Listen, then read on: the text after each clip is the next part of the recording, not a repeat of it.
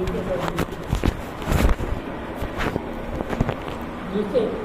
الحمد لله نحمده ونستعينه ونستغفره ونؤمن به ونتوكل عليه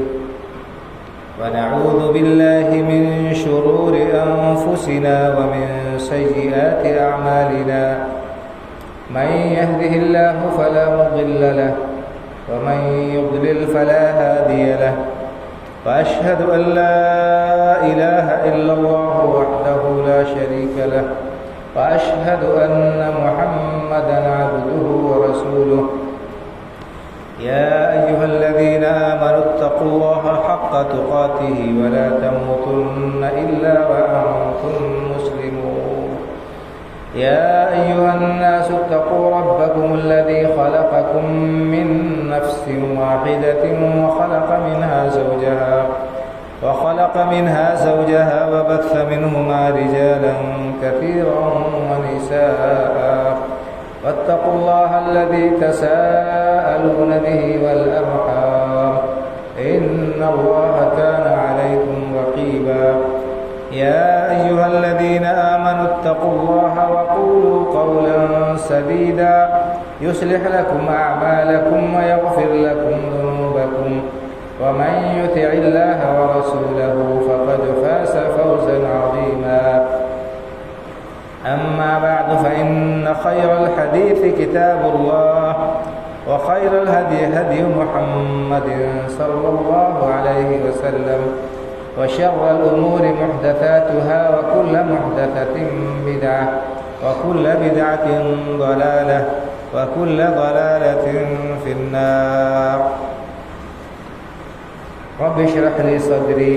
ويسر لي أمري واحلل عقدة من لساني يفقه قولي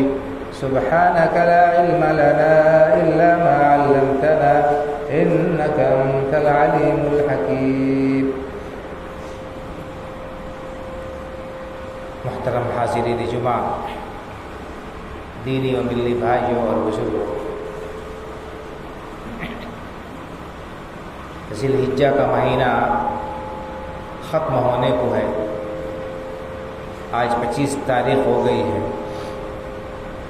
چند دن کے بعد نیا ہجری سال شروع ہو جائے گا اور محرم کا مہینہ آ جائے گا۔ یہ شب و روز کی گردش،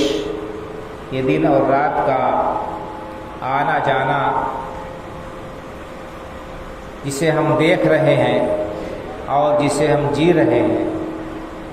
اس کے اندر ہمارے لیے عبرت اور نصیحت کی بہت ساری باتیں اور غور کرنے والوں کے لیے، نصیحت حاصل کرنے والوں کے لیے عبرت اور نصیحت کے بہت سارے پہلو۔ ہم یہ جانتے ہیں کہ نیا ہجری سال محرم سے شروع ہوتا ہے اور ذی الحجہ پر ختم ہوتا ہے۔ اب ایک نیا ٹرینڈ اور نیا فیشن چلا ہے کہ ہر چیز کی مبارکباد لوگ دیتے ہیں۔ نیا ہجری سال مبارک اور فلاں تاریخ اور فلاں مہینہ مبارک۔ اب تو جمعہ مبارک کا بھی میسج فارورڈ بڑی تیزی سے ہوتا ہے، جبکہ ان چیزوں کی کوئی اصل نہیں، ان کا کوئی ثبوت نہیں۔ انگریزی کیلنڈر کے حساب سے جب نیا سال شروع ہوتا ہے تو غیروں کی دیکھی دیکھا بہت سارے مسلمان بھی نئے سال کی خوشی میں بہت ساری الول جلول حرکتیں کرتے ہیں، ہیپی نیو ایئر کے نام سے خرافات مناتے ہیں اور اللہ کی نافرمانی کے بہت سارے کام کرتے ہیں۔ بہرحال یہ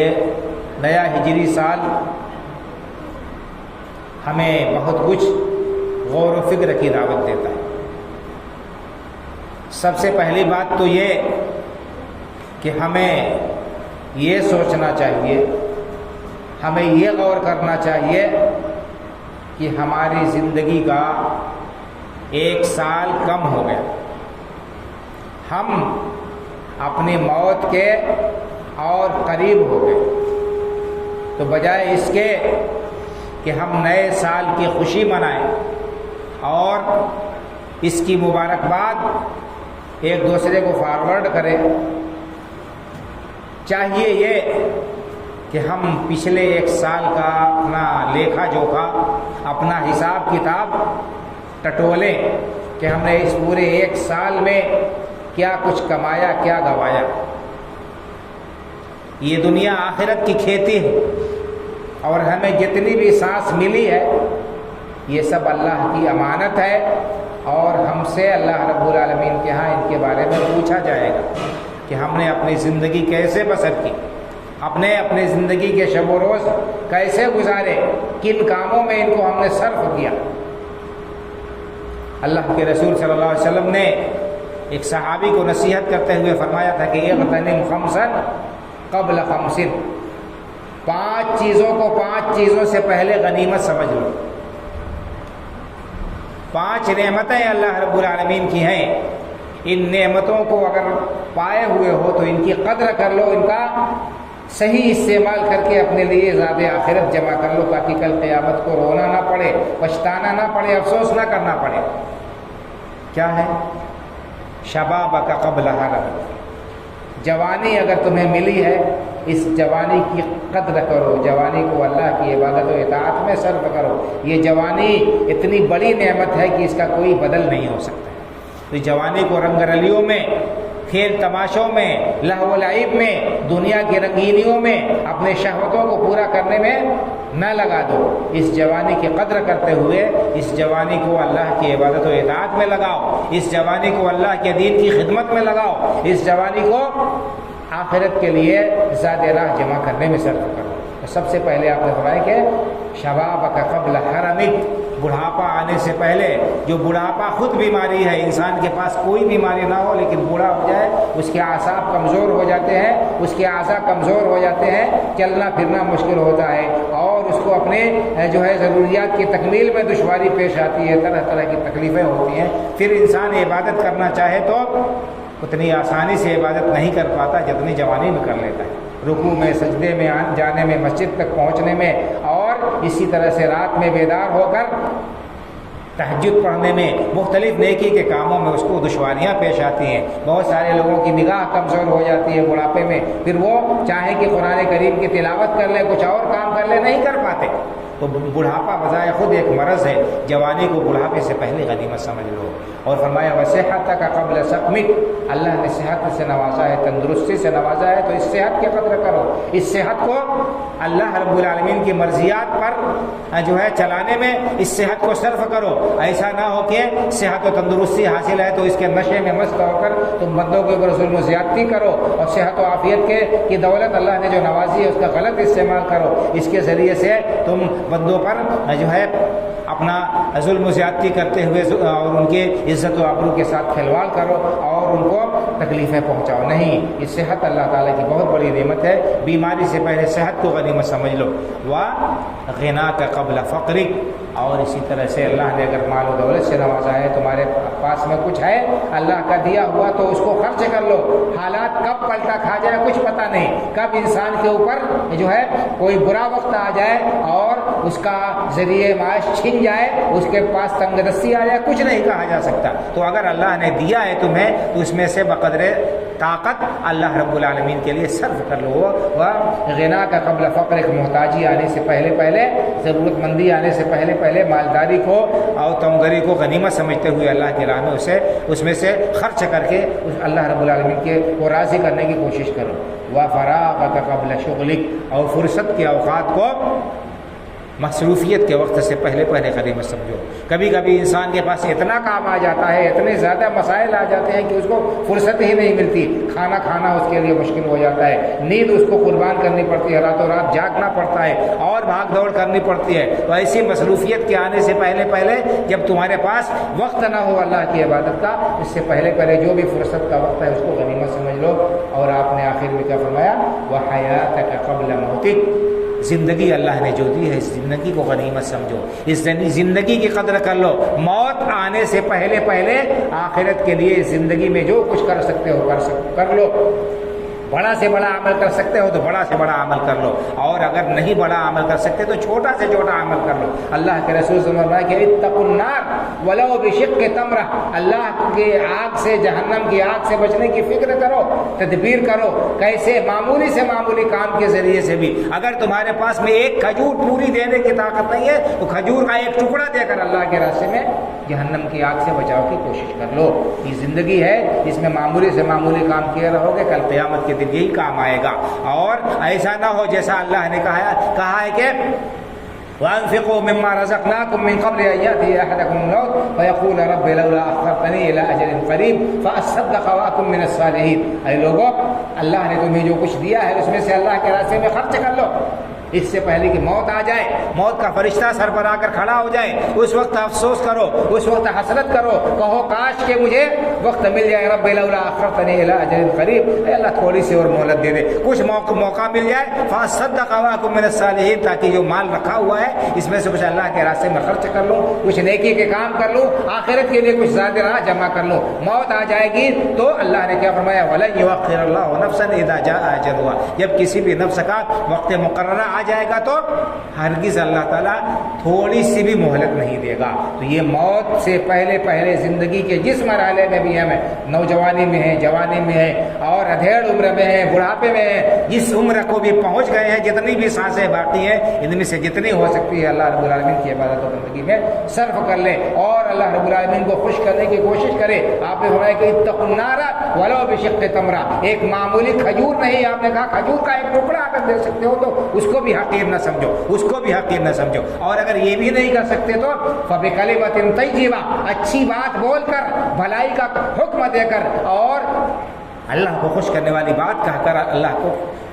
خوش کرنے کی کوشش کرو۔ یہ زبان اللہ رب العالمین کی بہت بڑی نعمت ہے، اس نعمت کے ذریعے سے اللہ رب العالمین کی مرضیات کو ہم حاصل کر سکتے ہیں۔ اس زبان کے ذریعے سے اللہ کا ذکر کر کے، تسبیح و تحلیل پڑھ کر، تکبیر پڑھ کر، اور قرآن کریم کی تلاوت کر کے، توبہ و استغفار کر کے، دعا کے ذریعے سے لوگوں کو بھلائی کی باتیں بتا کر، برائی سے روک کر، ان تمام ذرائع سے اللہ رب العالمین کا قرب انسان حاصل کر سکتا ہے۔ تو یہ اگر انسان کے پاس میں وقت ہے، اس وقت کی قدر کر لے۔ یہ سال جو گزر گیا اس میں ہم دیکھیں کہ ہم نے کیا کچھ کمایا، کیا کچھ گوایا، ہم نے اپنی زندگی کا ایک پورا سال گزار دیا، اور اس میں ہم نے آخرت کے لیے کتنا توشہ جمع کیا۔ کامیاب تاجر وہی ہے، ہوشیار تاجر وہی ہوتا ہے جو اپنے تجارت کا پورا حساب رکھتا ہے کہ ہم نے اتنا لگایا تو ہمارا فائدہ ہوا کہ نقصان ہوا، ہمارا گھاٹا ہوا کہ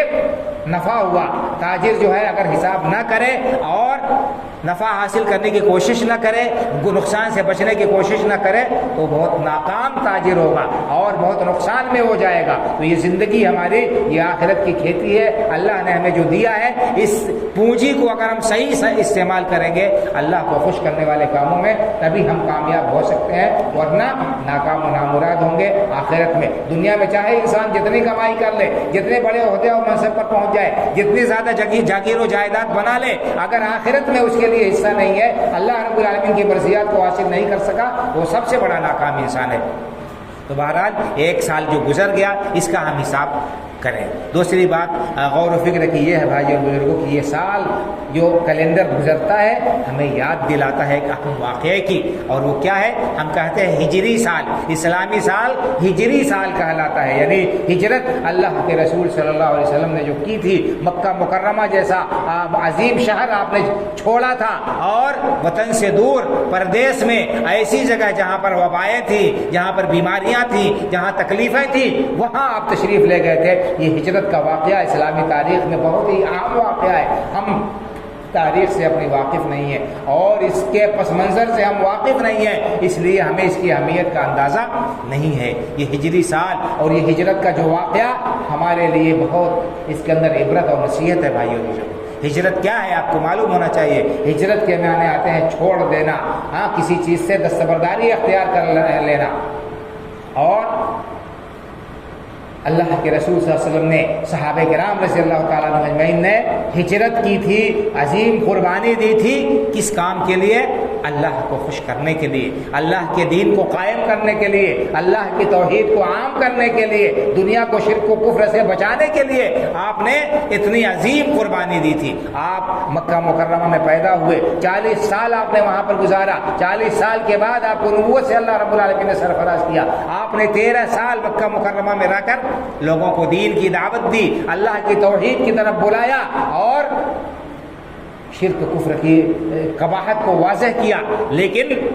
قوم نے آپ کو اور آپ پر ایمان لانے والوں کو مکے میں جینا دو بھر کر دیا اور طرح طرح سے ستایا گیا۔ آپ کو اور آپ کے صحابہ کرام رضی اللہ عنہم اجمعین کو طرح طرح سے آزمائشوں میں ڈالا گیا، مارا گیا، پیٹا گیا، ان کا بائیکاٹ کیا گیا، ان کے ساتھ انتہائی ناگفتہ سلوک کیا گیا، یہاں تک کہ انہیں مکہ مکرمہ چھوڑ کر ہجرت کرنے پر مجبور ہونا پڑا۔ اللہ کے رسول صلی اللہ علیہ وسلم کی حیات طیبہ میں، آپ کی مبارک زندگی میں بہت سارے اہم واقعات پیش آئے، لیکن صحابہ کرام رضی اللہ عنہم اجمعین نے کیلنڈر جب شروع کیا تو اس میں اس ہجرت کے واقعے کو انہوں نے بنیاد بنایا۔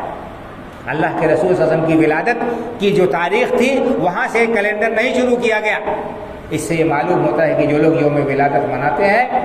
اگر صحابہ کرام رضی اللہ تعالیٰ عنہ اجمعین کے نزدیک اس یوم ولادت کی اتنی اہمیت ہوتی تو وہ اس کو چھوڑ کر دوسری تاریخ متعین نہ کرتے۔ اور دوسری بات یہ کہ اگر صحابہ کرام رضی اللہ تعالیٰ عنہ اجمعین آپ کا یوم ولادت مناتے، میلاد النبی مناتے، تو سارے لوگوں کو معلوم ہوتا، پھر یہ اختلاف نہیں ہوتا کہ اللہ کے رسول کی ولادت کس تاریخ میں ہوئی، ربیع الاول کی 9 تاریخ کو ہوئی، کہ 12 کو ہوئی، کہ پہلے ہوئی، کہ بعد میں ہوئی۔ جو اختلافات کتابوں میں پائے جاتے ہیں اور لوگوں نے لکھے ہیں، اگر صحابہ کرام رضی اللہ عنہ اجمعین 12 ربیع الاول کو جشن میلاد النبی مناتے آپ کے اس یوم ولادت کو یاد رکھ کر، تو پھر یہ اختلاف کی کوئی گنجائش نہیں تھی۔ اسی طرح سے اللہ کے رسول کو نبوت و رسالت سے سرفراز کیا گیا، اور اسی طرح سے آپ کے ساتھ بہت سارے واقعات پیش آئے، اسراء و معراج کا واقعہ پیش آیا۔ ان تمام واقعات کو جو ہے یادگار بنا کر تاریخ نہیں شروع کی گئی، کیلنڈر نہیں شروع کیا گیا۔ صحابہ کرام رضی اللہ تعالیٰ عنہ اجمعین نے مشورہ کر کے ہجرت کے واقعے کو بنیاد بنا کر یہاں سے جو ہے اسلامی کیلنڈر شروع کیا، اور یہ واقعہ پیش آیا تھا حضرت عمر رضی اللہ تعالیٰ عنہ کے زمانے خلافت میں۔ حضرت عمر رضی اللہ تعالیٰ عنہ جب خلیفہ ہوئے اور عالم جو ہے دنیا کا بہت بڑا حصہ فتح ہو گیا، ملک شام بھی فتح ہو گیا، عراق بھی فتح ہو گیا، اور بہت سارے علاقے فتح ہو گئے، تو صحابہ کرام رضی اللہ تعالیٰ عنہ اجمعین کو آپ نے گورنر بنا کر مختلف علاقوں میں بھیجا اور وہاں پر ان کو ذمہ داریاں تفویض کی۔ یہاں پر مدینے سے آپ جو ہے خلیفہ تھے، جہاں دارالخلافہ تھا، یہاں سے گورنروں کے نام پیغام بھیجتے تھے، احکام بھیجتے تھے، وہاں سے گورنر لوگ رپورٹ بھیجتے تھے۔ اس طرح سے تاریخ نہیں لکھی جاتی تھی، تو پتہ نہیں کہ یہ آرڈر کب پاس ہوا، گورنمنٹ کا یہ آرڈر، سرکار کا یہ آرڈر کب پاس ہوا، کب سے یہ نافذ کیا جائے گا، نافذ ہو چکا یا ابھی باقی ہے۔ تو صحابہ کرام رضی اللہ عنہ اجمعین نے یہ بات کہی کہ تاریخ ایک طے ہونی چاہیے تاکہ معلوم ہو کہ یہ خط کب لکھا گیا، یہ آرڈر کب پاس کیا گیا، یہ فرمان کب جاری ہوا۔ تو حضرت عمر رضی اللہ تعالیٰ عنہ نے صحابہ کرام رضی اللہ تعالیٰ عنہ اجمعین سے مشورہ کیا، اور ان کے زمانے خلافت میں مشورے سے یہ طے پایا کہ ہجرت کے واقعے کو بنیاد بنا کر جس سال اللہ کے رسول صلی اللہ علیہ وسلم نے ہجرت کی اس سال سے کیلنڈر شروع کیا جائے اور تاریخ لکھی جائے۔ تو اس طرح سے ہجری سن کا آغاز ہوا حضرت عمر رضی اللہ تعالیٰ عنہ کے زمانے میں۔ اس سے پتہ چلتا ہے کہ یہ ہجرت کا واقعہ بہت ہی اہم واقعہ ہے، جس کی اہمیت سے ہم واقف نہیں ہے، اور سال تو ہم منانے کی خوشی جو ہے شروع ہونے کی خوشی مناتے ہیں، لیکن کتنے عظیم واقعے کی یہ یادگار ہے، اور یہ ہم سے اس کا کیا مطالبہ ہے یہ ہم نہیں جانتے، یا اس کی طرف ہماری توجہ نہیں جاتی۔ تو بھائی اور بزرگوں، یہ ہجرت کا واقعہ ہمیں یاد دلاتا ہے کہ ایک مسلمان کی نگاہ میں اس کے نزدیک توحید اور عقیدہ سب سے اہم ہونا چاہیے۔ اللہ رب العالمین کی توحید سے اور عقیدے سے کسی قسم کا سمجھوتا نہیں ہونا چاہیے۔ دنیا اور دنیا کی ساری طاقتیں ایک طرف ہو جائیں، اگر ایک مسلمان کو وہ مجبور کریں کہ وہ توحید کو چھوڑ دے، اللہ کی وحدانیت کو چھوڑ دے، شرک کا اختیار کر لے اور غیروں کے ساتھ مصالحت کر لے، دین کے معاملے میں جو ہے کسی قسم کی لچک کا اور کمزوری کا مظاہرہ کرے، یہ نہیں ہو سکتا۔ اللہ کو خوش کرنے کے لیے، اللہ کی عبادت و بندگی کے لیے، اللہ کے دین کی نشر و اشاعت کے لیے ہر قسم کی قربانی دینے کو ہم تیار ہیں۔ اللہ کے رسول صلی اللہ علیہ وسلم نے اپنے جو ہے رشتہ داروں کو قربان کیا، اور صحابہ کرام رضی اللہ تعالیٰ عنہ اجمعین نے اپنے اہل و عیال سے دوری اختیار کی، اپنے مال و دولت کو دستبرداری اختیار کی، سفر کے صعوبتیں برداشت کر کے جان کو خطرے میں ڈال کر ایسے دار الشرک اور دار الکفر سے دور جا کر انہوں نے مدینہ منورہ میں اقامت اختیار کی، جہاں آزادی کے ساتھ اللہ کی عبادت و بندگی ہو سکے، جہاں اللہ رب العالمین کی توحید کو اپنانے میں کسی قسم کی جو ہے دشواری اور کسی قسم کی رکاوٹ پیش نہ آئے۔ تو یہ ہجرت کا واقعہ ہمیں اس عظیم بات کو یاد دلاتا ہے کہ ایک مسلمان کو ہمیشہ اپنے دین کو ترجیح دینا چاہیے، اپنے عقیدے کی اصلاح کی فکر کرنی چاہیے، اور صرف اپنے تک یہ بات نہیں ہے، اپنے کے ساتھ ساتھ اپنے بال بچوں، اپنے رشتہ داروں، اپنے اقربا، اپنے متعلقین اور جہاں تک ہو سکے وہاں کے لوگوں کے بھی عقیدے کی اصلاح کی ہمیں فکر اور کوشش ہونی چاہیے۔ ہم خاص طور سے اپنے اولاد کے ایمان اور عقیدے کے سلسلے میں بہت زیادہ ہمیں حساس ہونے کی ضرورت ہے۔ آج کا دور، آج کا ماحول جس قدر پرفتن اور جو دین بیزاری کا دور ہے، ہر شخص اس کو اچھی طرح جانتا ہے اور محسوس کرتا ہے، اور ہمارے پاس بھی اس موبائل کی شکل میں اور جو ہے اس ملٹی میڈیا موبائل اور اس طرح سے یوٹیوب وغیرہ کے ذریعے سے اس کے اندر جو پروگرام آتے ہیں، جو سوشل میڈیا پر جو چیزیں نشر کی جاتی ہیں، ان کے اندر کتنے خرافات، کتنی بدعقیدگی، کتنی بے حیائی اور گمراہی کی چیزیں ہوتی ہیں، ہر شخص اس کو جانتا ہے۔ اس لیے اپنے اولاد کے سلسلے میں فکر کرے اور ان کے ایمان اور عقیدے کی اصلاح کی ہم کی طرف پوری توجہ دے، اور جس طرح سے دنیا میں ان کی ترقی کے لیے ہم کوشاں ہوتے ہیں، فکر مند ہوتے ہیں، ان کی مطابقت کرتے ہیں، ان کے اوپر نگاہ رکھتے ہیں، پڑھ رہا ہے کہ نہیں پڑھ رہا ہے، اور اسکول برابر جاتا ہے کہ نہیں جاتا ہے، یا کاروبار اور دھندا کر رہا ہے تو ڈیوٹی کرتا ہے کہ نہیں کرتا ہے، پوری جو ہے ہم خبر رکھتے ہیں، نگاہ رکھتے ہیں۔ دین کے معاملے میں اس سے زیادہ نگاہ رکھنے کی ضرورت ہے۔ صرف اس بات پر اطمینان کر لینا کہ یہ مسلمان ہے، اہل حدیث ہے اور ہمارے گھر میں ہمارا بیٹا ہے، اس کو کچھ کہنے کی ضرورت نہیں ہے، یہ بہت بڑی بھول ہوگی بھائی اور بزرگوں، یہ بہت بڑی بھول ہوگی، اور اسی وجہ سے، اسی خوش فہمی کی وجہ سے ہماری اولاد بگڑ رہی ہے۔ والدین سے اگر کہا جاتا ہے کہ اپنے اولاد پر نگاہ رکھو اور ان کی دینی تربیت کی فکر کرو، بہت سارے لوگ ناراض ہو جاتے ہیں، آپ ہمارے اولاد پر جو ہے شبہ کر رہے ہیں، شک کر رہے ہیں، ہماری اولاد تو ایسی ہے، ہمارے بچے تو ایسے ہیں، ان کی پارسائی بیان کرتے ہیں اور ان کے سلسلے میں ایک لفظ سننے کو تیار نہیں۔ بھائی اور بزرگوں، ہم کسی کو متہم نہیں کرتے، کسی کے اوپر شبہ نہیں کرتے، کسی کو ہم غلط نہیں کہتے، لیکن ہم جو ہے آپ کے سامنے ایک عظیم پیغمبر کا اسوہ میں پیش کرنا چاہتا ہوں کہ انبیاء کرام علیہ الصلوۃ والتسلیم کو اپنی اولاد کی کتنی فکر رہا کرتی ہے۔ حضرت ابراہیم علیہ السلام کا نام سب لوگوں نے سنا ہے، سینکڑوں بار نہیں ہزاروں بار سنا ہوگا، ان کے واقعات بیان کیے جاتے ہیں، بار بار بیان کیے جاتے ہیں، خاص طور سے حج اور عمرے کے موقع پر، خاص طور سے قربانی کے موقع پر سب لوگ جانتے ہیں کہ حضرت ابراہیم علیہ السلام کہ یہ یادگار ہے۔ حضرت ابراہیم علیہ السلام کون ہے؟ یہ ابو الانبیاء ہیں، ان کے بعد جتنے نبی آئے، خود بھی اللہ کے جلیل القدر پیغمبر تھے، اور ان کے بعد محمد رسول اللہ صلی اللہ علیہ وسلم تک جتنے پیغمبر آئے سب انہی کی نسل سے تھے۔ ان کے بیٹے حضرت اسحاق علیہ السلام تھے اور حضرت اسماعیل علیہ السلام تھے۔ حضرت اسماعیل علیہ السلام بڑے تھے، ان کی نسل سے خاتم النبیین جناب محمد رسول اللہ صلی اللہ علیہ وسلم ہیں، اور دوسرے بیٹے حضرت اسحاق علیہ السلام تھے، وہ بھی پیغمبر تھے، اور ان کے بیٹے حضرت یعقوب علیہ السلام ہے، اور یعقوب علیہ السلام کے بیٹے یوسف علیہ السلام ہے، یعنی پوری نسل انبیاء کی نسل ہے، یوسف بن یعقوب بن اسحاق بن ابراہیم علیہ السلام، پوتا پڑ پوتا، دادا اور تایا، ابو، سب کے سب پیغمبر، اور ان کی اولاد میں جو ہے بیٹے اور پوتے سب پڑ پوتے پیغمبر۔ لیکن ابراہیم علیہ السلام اپنی اولاد کے سلسلے میں کتنے متفکر ہیں، اور ابراہیم علیہ السلام کے بارے میں آپ نے یہ بھی سنا ہوگا کہ ابراہیم علیہ السلام بت شکن تھے، انہوں نے بت خانے میں جا کر بتوں کو توڑا تھا، اور انہوں نے اللہ رب العالمین کی وحدانیت کے لیے اس کی توحید پر قائم رہتے ہوئے آگ میں ڈالا جانا گوارا کیا تھا، لیکن کسی قسم کی انہوں نے مداہنت اور کمزوری کا مظاہرہ نہیں کیا تھا۔ ابراہیم علیہ السلام نے اللہ رب العالمین سے کیا دعا کی؟ وَإِذْ قَالَ إِبْرَاهِيمُ رَبِّ اجْعَلْ هَٰذَا الْبَلَدَ آمِنًا وَاجْنُبْنِي وَبَنِيَّ أَن نَّعْبُدَ الْأَصْنَامَ۔ اللہ رب العالمین سے دعا کیا کہ اللہ اس شہر مکے کو، جہاں پر میں اپنے بیٹے اسماعیل کو آباد کر رہا ہوں، اس شہر کو امن والا شہر بنا دے، وَجْنُبْنِي وَبَنِيَّ أَن نَّعْبُدَ الْأَصْنَامَ۔ اے اللہ مجھے اور میری اولاد کو بتوں کی عبادت سے بتا لے۔ بس ذرا سوچیے، غور کیجئے، پیغمبر ہیں، بت شکن ہیں، توحید کے لیے ہر قسم کی تکلیف برداشت کی، قربانیاں پیش کی، آگ میں ڈالے گئے، وطن سے نکالے گئے، اور ایک ملک سے دوسرے ملک، دوسرے ملک سے تیسرے ملک تک گئے، جان و مال، عزت و آبرو سب خطرے میں پڑے، توحید سے کسی قسم کی جو ہے انہوں نے کوئی اس میں کمزوری کا مظاہرہ نہیں کیا، لیکن اپنی اولاد کے لیے فکر کر رہے ہیں، وجنبنی وبنی ان نعبد الاصنام، اے اللہ مجھے میری اولاد کو بتوں کی عبادت سے بچا لے۔ ابراہیم علیہ الصلوۃ والسلام دعا کر رہے ہیں اللہ سے اپنی اولاد کے لیے، اور آج ہم اپنی اولاد کے سلسلے میں بے فکر ہیں۔ یہی نہیں، انہی ابراہیم علیہ السلام کے پوتے حضرت یعقوب علیہ السلام کا واقعہ قرآن کریم میں موجود ہے۔ اللہ رب العالمین نے سورہ بقرہ میں نقل کیا ہے، ام کنتم شہداء اذ حضر یعقوب الموت اذ قال لبنیہ ما تعبدون من بعدی قالوا نعبد الہک والہ آبائک ابراہیم واسماعیل واسحاق الہا واحدا ونحن له مسلمون۔ ذرا سوچیے، غور کیجیے، کیا تم لوگ اس وقت موجود تھے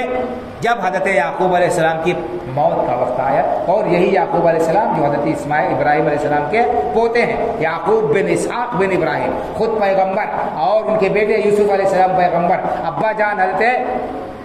اسحاق علیہ السلام پیغمبر، بڑے ابا حضرت اسماعیل علیہ السلام پیغمبر، اور دادا جان ابو الانبیاء حضرت ابراہیم علیہ السلام۔ حضرت یعقوب علیہ السلام موت کے وقت اپنے بچوں سے کیا پوچھ رہے؟ ام کنتم شہداء اذ حضر یعقوب الموت اذ قال لبنیہ ما تعبدون من بعدی۔ موت کے وقت حضرت یعقوب علیہ السلام نے اپنی اولاد سے پوچھا کہ بچوں بتاؤ میرے بعد تم کس کی عبادت کرو گے، میرے بعد کس دین پر رہو گے؟ یہ نہیں پوچھا، جبکہ بیٹے حضرت یوسف علیہ السلام کیا تھے؟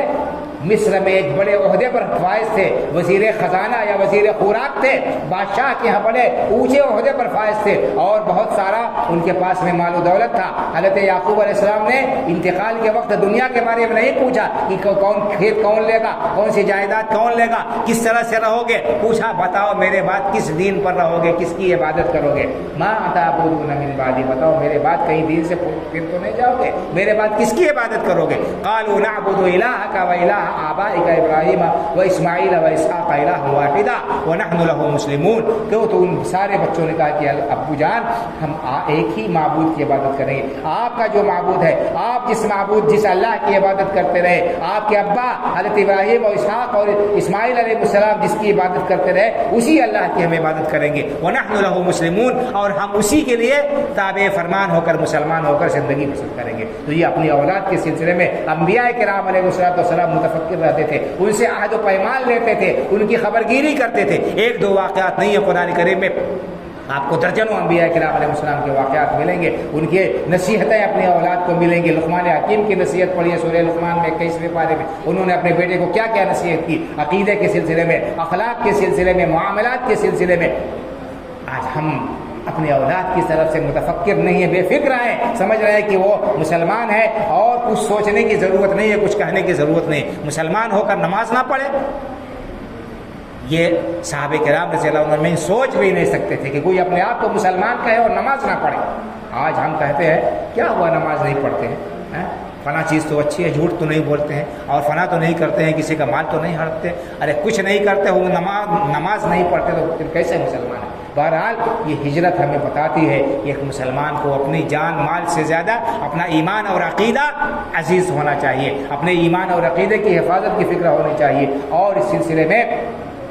صحابہ کرام رضی اللہ تعالیٰ عنہ کی قربانیوں کو یاد رکھنا چاہیے۔ اللہ کے رسول صلی اللہ علیہ وسلم کی یہ قربانی، آپ نے اتنے بڑا عظیم کام انجام دیا ہجرت کا۔ یہ ہجرت ہمیں جو ہے جہاں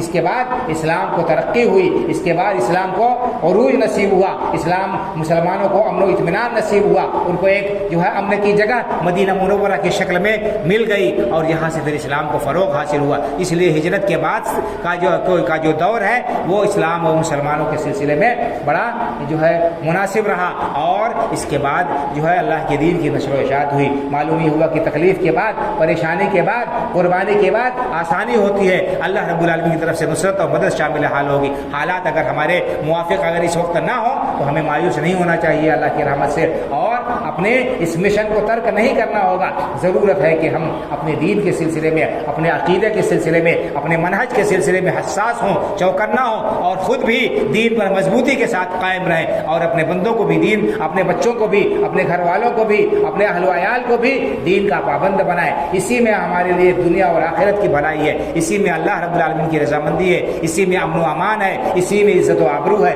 اسی میں کامیابی ہے۔ باتیں بہت ساری ہیں بھائیو اور بزرگوں، خطبے کا وقت محدود ہوتا ہے۔ ہجرت کا سبق ہمیں یاد رکھنا چاہیے کہ یہ ہجرت کس چیز کی یادگار ہے کہ ہم شرک اور کفر کے مقابلے میں توحید پر ڈٹ جائیں اور دنیا کی ہر چیز کو قربان کر لینا گوارا کر لیں، لیکن توحید کو، اللہ کی وحدانیت کو اور دین کو کسی بھی صورت میں ہاتھ سے نہ جانے دیں۔ اور اس بھی بہت سارے نصیحتیں ہیں اور عبرتیں ہیں، لوگوں نے مستقل کتابیں لکھی ہیں ہجرت کے سلسلے میں، ہجرت سے کیا فائدے اور اس کے کیا اغراض و مقاصد تھے اور کن عظیم مقاصد کے تحت یہ ہجرت عمل میں آئی تھی۔ اس کو جو ہے بیان کرنے کے لیے وقت نہیں کہ میں اب مزید تفصیل اس سلسلے میں ڈالوں،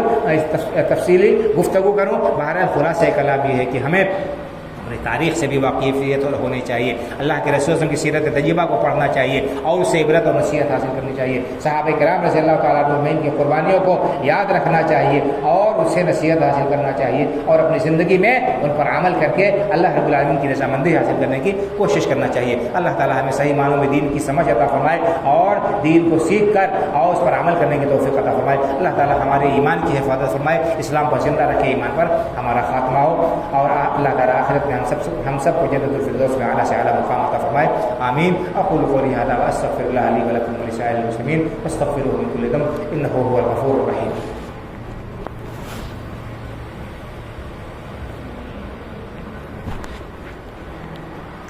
إن الحمد لله نحمده ونستعينه ونستغفره ونؤمن به ونتوكل عليه ونعوذ بالله من شرور أنفسنا ومن سيئات أعمالنا من يهده الله فلا مضل له ومن يضلل فلا هادي له وأشهد أن لا إله إلا الله وحده لا شريك له وأشهد أن محمدا عبده ورسوله إن الله وملائكته يصلون على النبي يا أيها الذين آمنوا صلوا عليه وسلموا تسليما اللهم صل على محمد وعلى آل محمد كما صليت على إبراهيم وعلى آل إبراهيم إنك حميد مجيد اللهم بارك على محمد وعلى آل محمد كما باركت على إبراهيم وعلى آل إبراهيم إنك حميد مجيد اللهم انصر من نصر دين محمد صلى الله عليه وسلم واجعلنا منهم واخذل من خذل دين محمد صلى الله عليه وسلم ولا تجعلنا منهم عباد الله رحمكم الله إن الله يأمر بالعدل والإحسان وإيتاء ذي القربى وينهى عن الفحشاء والمنكر والبغي يعظكم لعلكم تذكرون فاذكروا الله يذكركم وادعوه يستجب لكم ولذكر الله أكبر والله يعلم ما تصنعون